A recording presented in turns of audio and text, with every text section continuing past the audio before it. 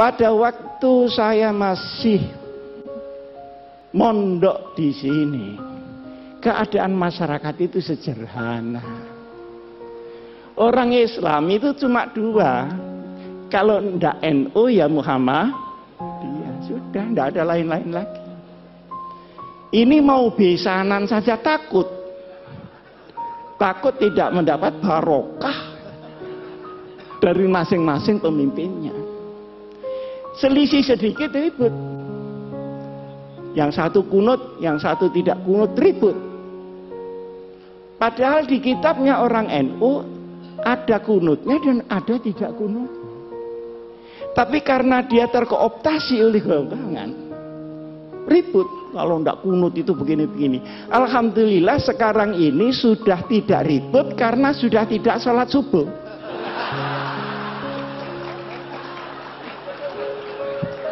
Jadi problemnya sudah kelewat. Dulu Pak Den, waktu saya masih habis dari Gontor pulang, beda hari raya itu berkelahi Pak. Takut ini puasanya dosa segala macam.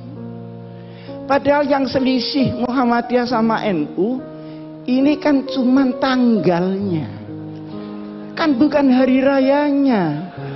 Bener apa enggak? Betul. Nah, kalau dibetulkan pengasuh sahih sudah. Yang beda itu tanggalnya.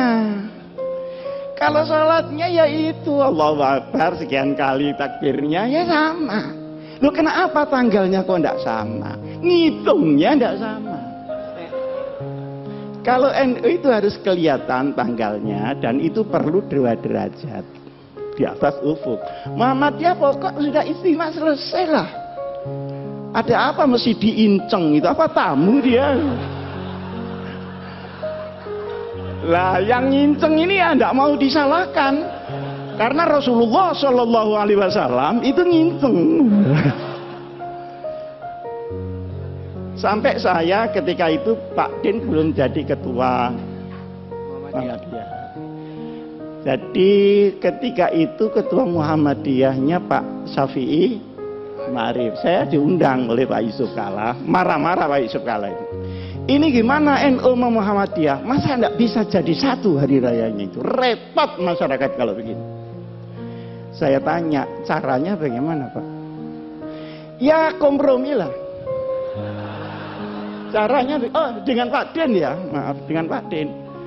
Katanya Pak JK, bagaimana kalau Muhammadiyah turun 1 derajat?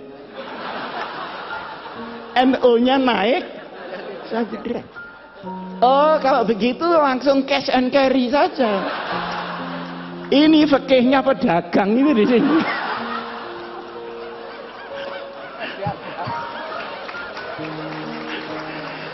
Kok disuruh naik turun? Saya bilang tidak bisa Pak itu. Lalu terus yang bisa bagaimana? Yang bisa pengertian seluruh umat Islam bahwa perbedaan itu terbuka memang ada.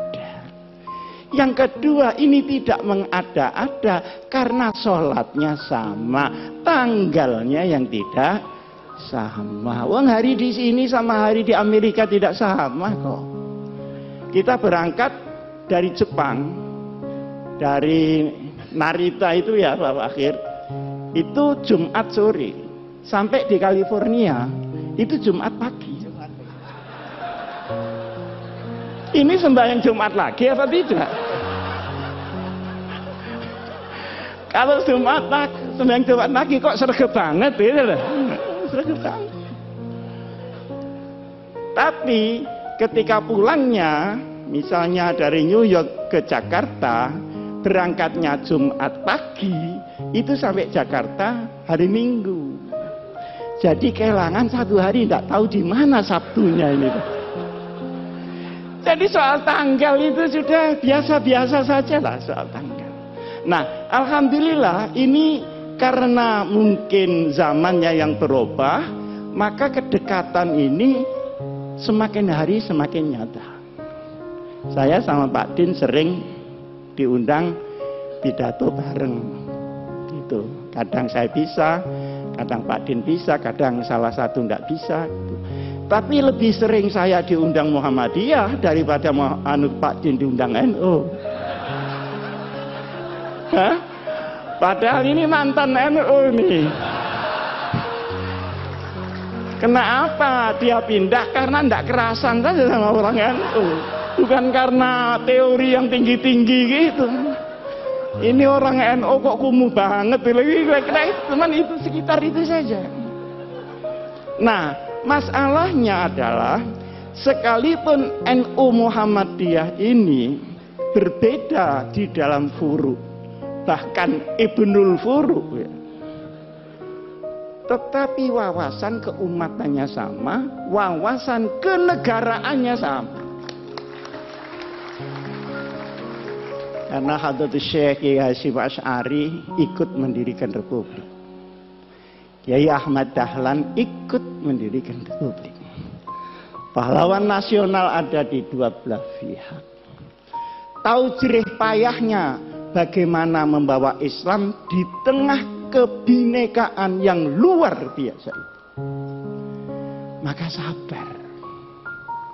NU sama Muhammadiyah itu sabar. Cuman NU itu sama Muhammadiyah menurut saya itu sepasang sandal. Jadi kalau dipakai semua. Kalau tidak ya sekalian tidak semua. Jangan dipakai yang kanan, yang kiri tidak dipakai. Nah ini kira orang stres itu. Orang NU suruh bikin universitas rapi seperti Muhammadiyah.